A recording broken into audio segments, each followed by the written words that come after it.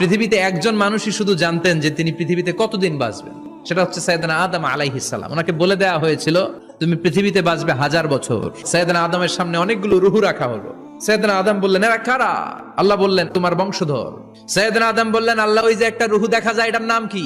এটা তোমার ছেলে দাউদ, সে দুনিয়াতে নবী হয়ে আসবে। সাইয়েদনা আদম বললেন মাবুদ আমার ছেলে দাউদের কত বছর হায়াত আপনি দিয়েছেন? আল্লাহ বললেন মাত্র 40 বছর। সাইয়েদনা আদম বললেন মাবুদ এত ফুটফুটে সুন্দর আমার ছেলে দাউদ মাত্র 40 বছর দিলেন কেন? আল্লাহ আপনি বাড়ায়া দেন, আল্লাহকে বাড়ানো যাবে না, লেখা হয়ে গেছে। সাইয়েদনা আদম বললেন আমার 1000 বছর থেকে 60 বছর আমি আমার ছেলেরে দিয়ে দিলাম।